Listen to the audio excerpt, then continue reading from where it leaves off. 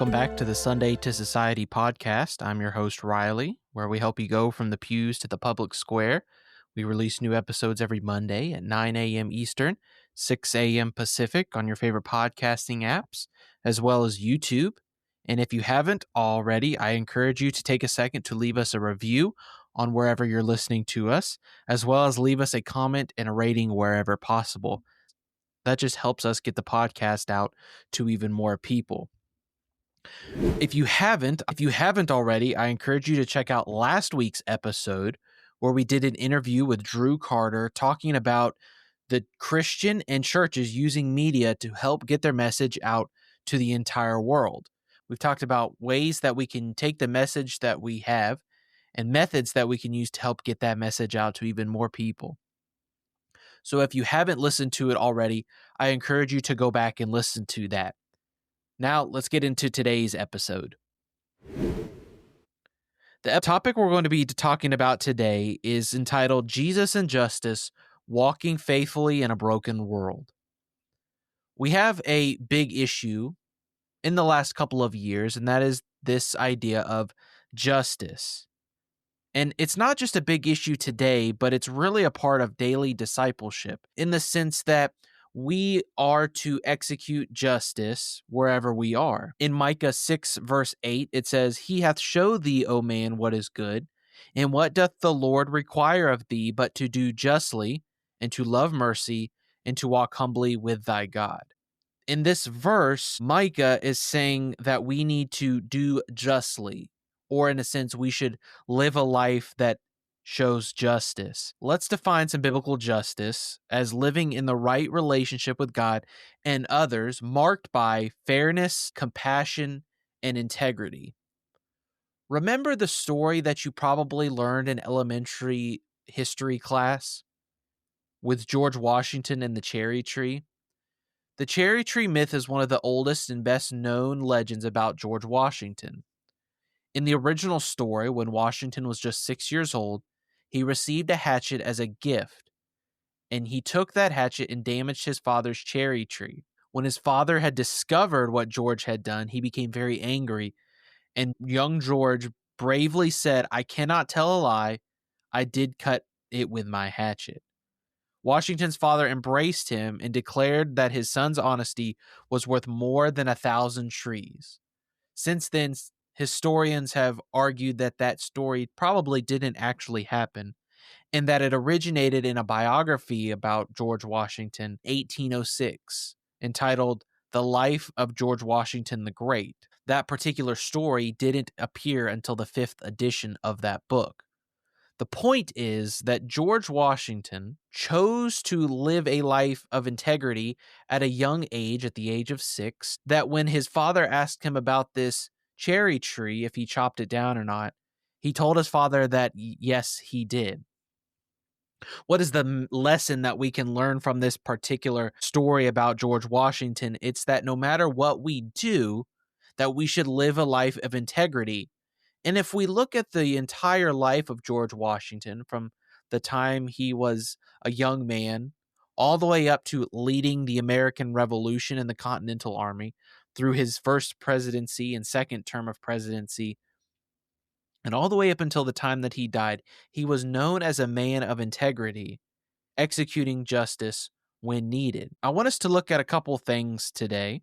The first I want us to look at is justice in daily life.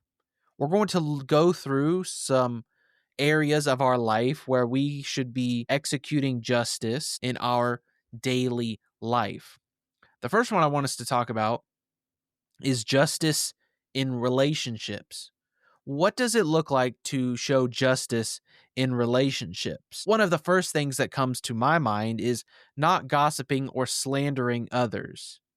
This is probably one of the most easiest areas for us to slip and fall as Christians.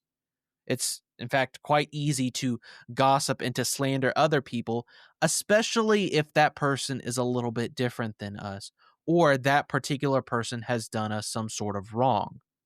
We think that if that person has done us wrong, that we need to execute judgment against them by talking bad about them behind their back, or gossiping about them and making up something that's not true, or just flat out slandering that person. And that is really our own way of executing judgment against them. So, how else can we execute justice in relationships? So, we cannot gossip or slander about other people, but we can speak up when someone is being treated unfairly. Maybe we think of the example of a school boy being bullied by the school bully. And we think of children just sitting around or standing around at the playground watching this boy get bullied by this other boy. And then you have another kid come along and stand up for that kid. And that is really a exercise of justice because he's helping that other boy. In fact, in James chapter 2, and we won't look at this entire passage, but if you get a second, or you can just pause the episode right now and read through James chapter 2, it talks about taking care of people who are less fortunate than us. If somebody needs clothes, then give them clothes. If somebody needs food, then give them food. The point that James is trying to get across, that if we have faith but no works, then our faith is dead. And we can show that we have faith by helping take care of those who are a little less fortunate than us, or those who are not as well off as we are. We can show them mercy and justice through that. In fact, James 2 verse 13 says, "For he shall have judgment without mercy, that hath showed no mercy, and mercy rejoiceth against judgment." So rather than judging those people who are less fortunate, we can show justice by showing mercy towards those people. I want you to think back to the New Testament. In the New Testament, what group of people was Christ around the most? Well, you might think that, well, Christ was around his disciples the most, and well, yeah, that would be true. But I want you to think about what group of people Christ was around the most. And when you really think about it, Christ was around people who were considered less in society. He was around the people the most who were considered the less desirables, people like the poor, the blind, the lame, the dumb, the Samaritans, who the Jews looked down upon because they were half Jew, half Gentile, the tax collector, the shepherds, and the list goes on and on and on. And these were the people who Christ was around the most. Now, why was that? Why wasn't Christ around the religious leaders more than he was? Of course, he was around the religious leaders some, but when you boil it down, he was with these less desirables more often. It's so that he could show the love of Christ to them. And so we can replicate the example given to Christ by showing justice towards those who might be treated unfairly or those who are a little less desirable in the culture's eyes. So we can show justice in relationships, but we can also show justice in the workplace. Now, how can we show justice in the workplace? Well, we can be honest in our work. In fact, going back to the example of George Washington, when your boss comes to you and asks if you did this, or even if you've messed up, the right thing to do would be to say, "Yes, boss, I did this." And that's one example. But another example is, let's say you're running some reports at work, or you're taking some sort of inventory, and somebody looks at this report and says, "Hey, why don't you take a couple of these things off of the report and we won't inventory these?" Now, would that be very honest? Well, of course it wouldn't be. Or maybe you punch your clock in when you get to work in the morning, and then you don't clock out for lunch on purpose so that you get an extra half hour or an hour of pay when you're required to clock out for lunch each day. Of course, that wouldn't be very honest at all. We can show justice in the workplace by being honest with the work that we are doing. This goes for the employee, but it also goes for the employer as well. Because the Bible says, "Whatsoever thy hand findeth to do, do it with all thy might." So if we're clocking in at our job, but we're slacking off for the rest of the day and not really doing the work that we were hired to do, are we showing justice in the workplace? Another way we can show justice in the workplace is by not cutting corners.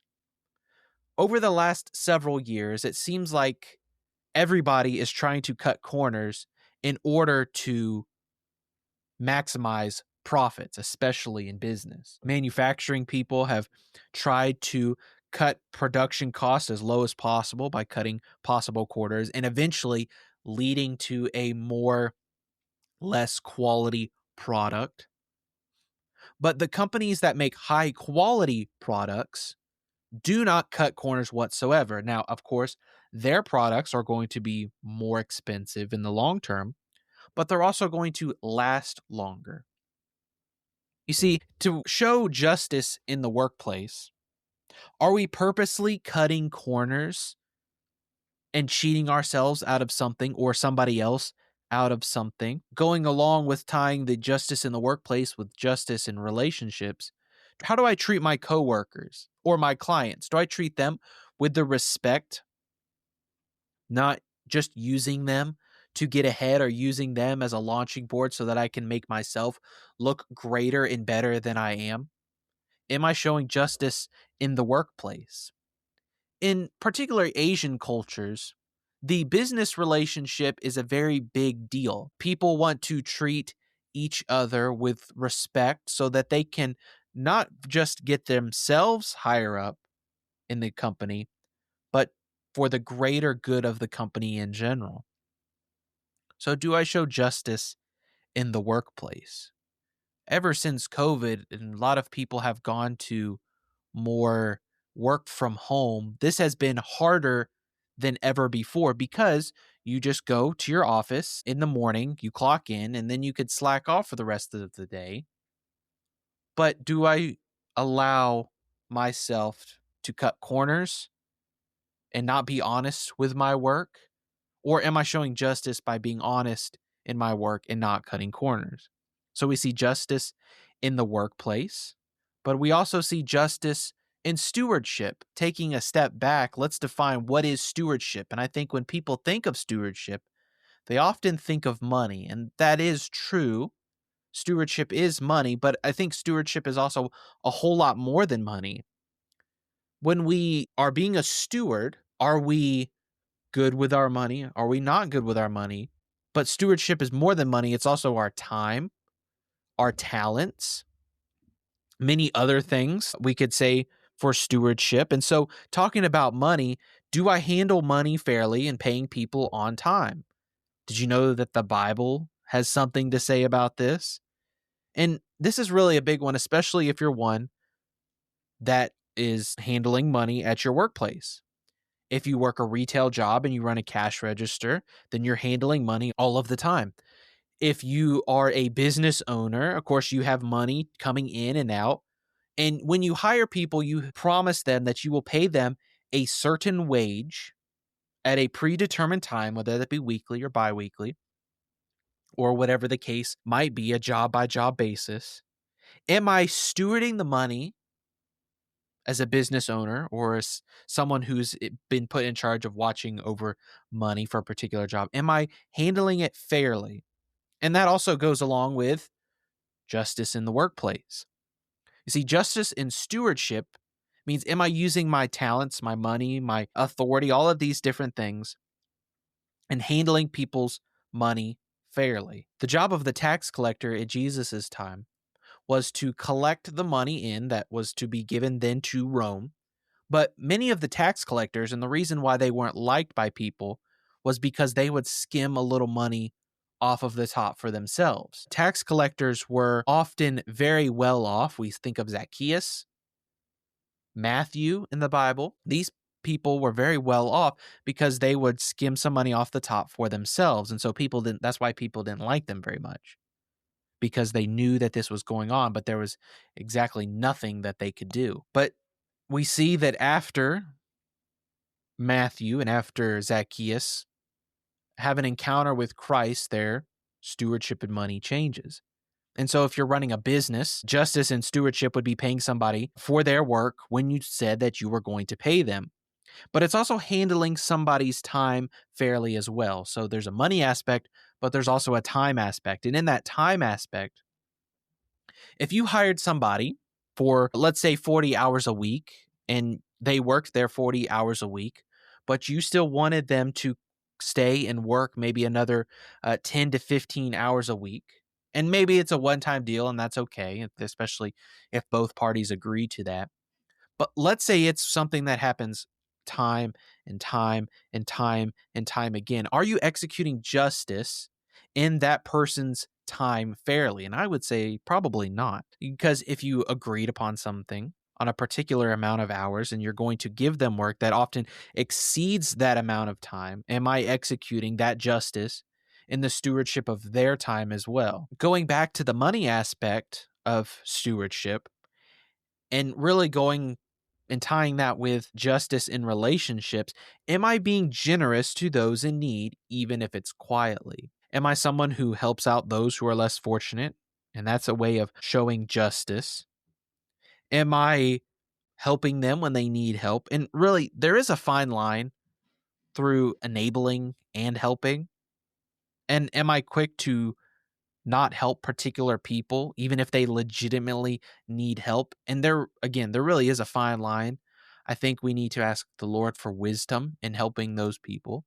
But there is a command to the church and to Christians in general to help those who are poor and less fortunate. And so, am I using my stewardship to help other people? So we see a justice in relationships, justice in the workplace, justice in stewardship. And nextly, I want us to see justice in leadership or influence. Okay, what do I mean by justice in leadership or influence? We talked about a boss using their leadership over the company to execute justice there. We've talked about maybe a pastor using stewardship in the church and some things like that. But what about justice in leadership or influence?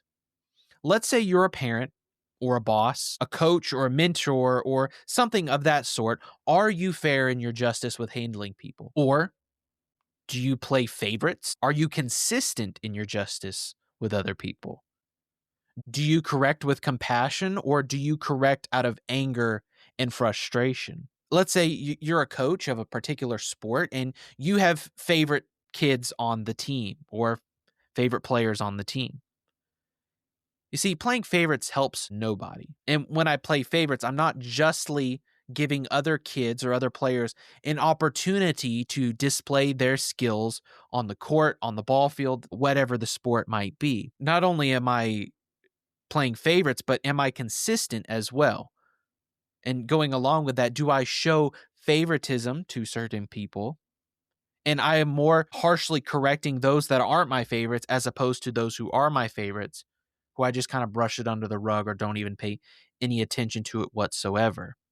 Because consistency is key if I'm going to display justice. If I'm going to be consistent, I have to execute justice correctly. But that's with a coach. What about just ones that you have influence over? Am I using my influence to impact others in a positive manner? We just did an interview with Drew about using our own personal social media or our church's social media and getting out the message that we've been given and using that in our sphere of influence to get that message of Jesus Christ out to the world. But how do I use my influence? Am I using my influence for bad? See, if I use my influence for bringing people to Christ, I'm executing justice. I'm showing justice by choosing purposefully to use my influence and my sphere of influence to help get that message out to people and that message of Jesus Christ. So, do I use justice in my leadership and my influence? Whether you know it or not, somebody looks up to you. Now, that could be a child. That could be somebody that is on your ball team. That could be somebody that you work with. It could be really come from anywhere. But somebody looks up to you and they watch you and they see how you react to different situations. And so when we think about that, it really puts into perspective of, am I using justice through my influence to display Christ to that person in their life? And so we see justice in leadership and influence. As we come to some final thoughts here into the episode, I want us to ask ourselves a couple of questions. Number one, where in my life am I tempted to cut corners or bend the truth? This could be something that's at the job. This could be something in a relationship. This could be really anywhere, and only you know the answer to that question. Number 2, am I treating people the way God treats me with both grace and truth? You see, God has to execute justice, doesn't he? But am I treating people the way God treats me? God was willing to give up his only son to die on the cross so that you and I could have a way of salvation. That's the ultimate display of love. And am I reflecting that type of love towards other people? And so am I treating people the way God treats me with both grace and with truth? And I think we could also throw patience in there as well. God is so patient with us. Do we show justice by being patient with other people? Now, here's some reflections from this episode. What about the next practical step? And the next practical step is this: make one intentional, just decision this week, even if it's something that's inconvenient. I bet that if you pray and you ask God to put you into a situation where you execute justice towards somebody, he will put you into that situation. And so make one intentional, just decision this week, even if it's something that's inconvenient. If it's something that's convenient, that's easy for us to do, isn't it? But if it's something that's inconvenient, that's when our justice is really being tested. Our final practical next step is study a psalm or proverb about justice. And an example of this would be Proverbs 21, verse 3. To do righteousness and justice is more acceptable to the Lord than sacrifice. And we don't have time to dive into that verse a whole bunch, but here we see that Christ puts a great emphasis on justice and judgment. And so I encourage you to study that proverb or another proverb or even a psalm this week. And those are some practical steps that we can take. Justice isn't just for judges or activists. It's for all of us every day.